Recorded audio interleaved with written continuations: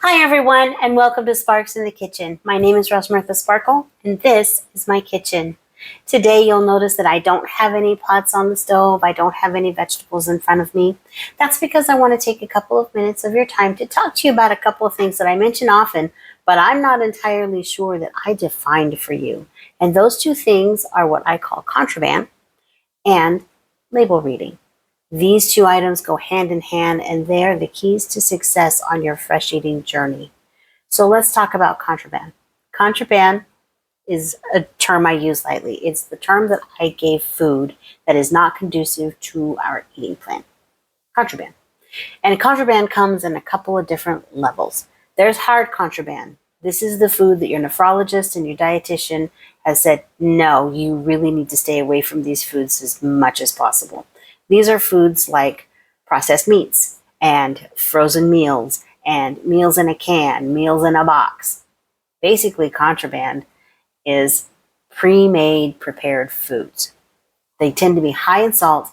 They tend to be high in additives and preservatives. So people with CKD need to stay away from those things because it raises our potassium and phosphate count. So that's hard contraband. Elective contraband. These are things that you know you have in your house that are not necessarily good for you, and you have a plan for them. Either you're going to bake something, or maybe you're like me. I'm the only person in my house that has CKD. My kids don't have it. My husband doesn't have it. They're certainly benefiting from my eating plan, but they're not tied to it. So there are things in my house that are specific for them. They're perfectly healthy. It's just not the best choice for me. So that is elective contraband. You know what else is elective contraband? When you're going to cheat.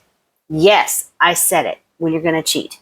Cheating happens, and here's how it happens. Here's why it happens. It's because you're craving something. It happens and it's fine. Forgive yourself for it.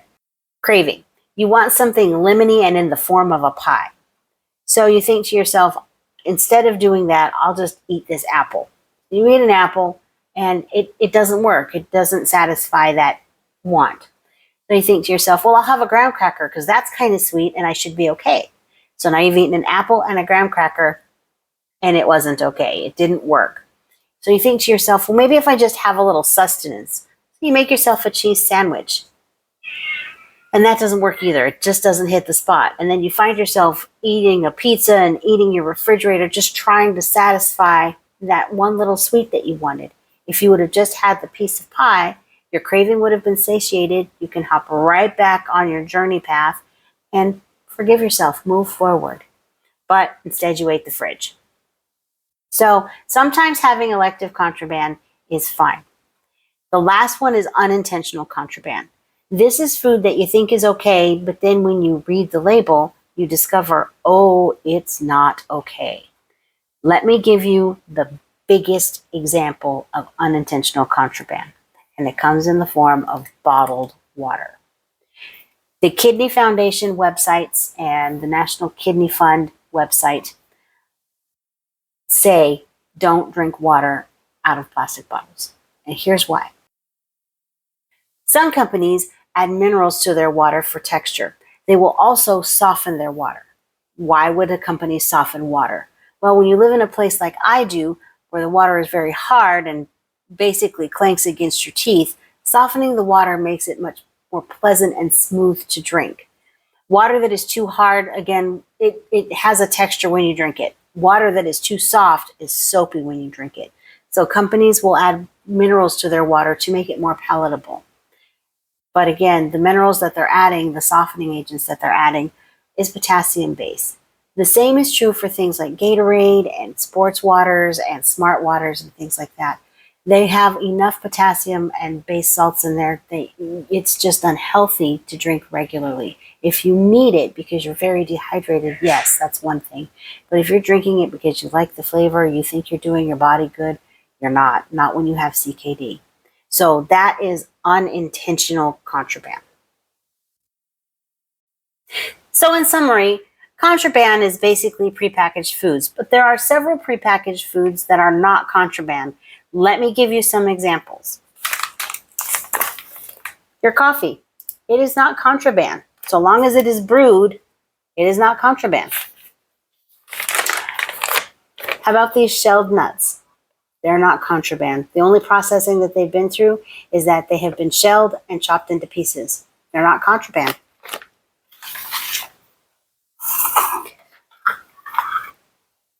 This can of vegetables is not contraband. I know this because I have read the label. Reading labels prevents you from buying contraband. Label reading gives you two very, very important pieces of information. The first thing it gives you is your ingredients listing. There should be 3 ingredients in your vegetables, and they should be in this order: vegetable, water, salt. And if you can get low sodium, that's even better. The other thing that the label gives you is your nutritional value. This is really, really important. So this is where label reading and contraband come hand in hand. Label reading prevents you from buying contraband. There are some prepared foods that are out there that you're going to use on your daily basis that go through some processing. What they mean by processed foods, when you're reading the list and the websites, what they mean by processed foods is things like hot dogs and deli meats and frozen meals, food that comes in a can. Not all food that comes in a can. Canned vegetables are just fine. Okay, let's talk about reading nutritional panels. And for this example, I'm going to use RiceStream. RiceStream is recommended by the National Kidney Association, the American Kidney Fund, by DaVita. You know, it's just lower in potassium and phosphorus than regular dairy milk is. When you read the ingredients, you will see that it does have added phosphorus, so the phosphorus count is inflated on this. They are nice enough to report everything, their true potassium count and the phosphorus count, here on the nutritional panel. Not all nutritional panels will record the phosphorus and potassium. As a matter of fact, almost none will list the phosphorus, and most do not list the actual milligrams of potassium. Some do, but most will either say it is not a significant source of potassium, it is 0 potassium, or it is a percentage of the recommended DV or daily value of potassium. You have to go to the product website to actually get the milligrams of potassium. I can help you a little bit. The recommended daily value for potassium for Americans age 4 to adult is 4,700 milligrams a day. 4,700 milligrams. A product that says that it's 4% of your DV for potassium is 188 milligrams of potassium. I had to look this up on the American Food and Drug Administration site, and then I had to calculate it. When you go to the grocery store, you do have to have your phone with you. You have to be ready to look up the websites for the companies and get the nutritional panel, because sometimes it is not giving you all of the information that you need, but the companies will list it. There are some companies that you can contact and you say this is a problem, and because they've been made aware of it, they will add it on. Not always, but it can happen. Another reason to read labels is to product compare. So looking at like product to like product. And oftentimes you'll find that one product has different ingredients than the other, even though they are the same thing, like pastas or even gelatins. One of the things that I discovered is that the name brand gelatin dessert has a lot of anti-caking agents and some preservatives that I just don't want, where the store brand just doesn't have those things. And by the way, Jell-O is as close to free food on the CKD diet as you can possibly get. I do encourage people to treat themselves to some gelatin. By reading labels, I discovered that my favorite designer brand of pasta versus my home store brand of pasta, they have the exact same ingredients and the exact same nutrition count. This is just way less expensive. However, my store brand did not come in the shape that I wanted, which was orecchiette, so I bought 3 boxes of this as well. Thank you so much for spending the time with me today. I hope this video better clarified what contraband is and helped made label reading a little easier for you. If you like what you saw, please like and subscribe to my YouTube channel. You can also visit me at www.sparksinthekitchen.com, and on both sites, you can always leave me comments. I'm always happy to assist you with adapting recipes or helping you find information out.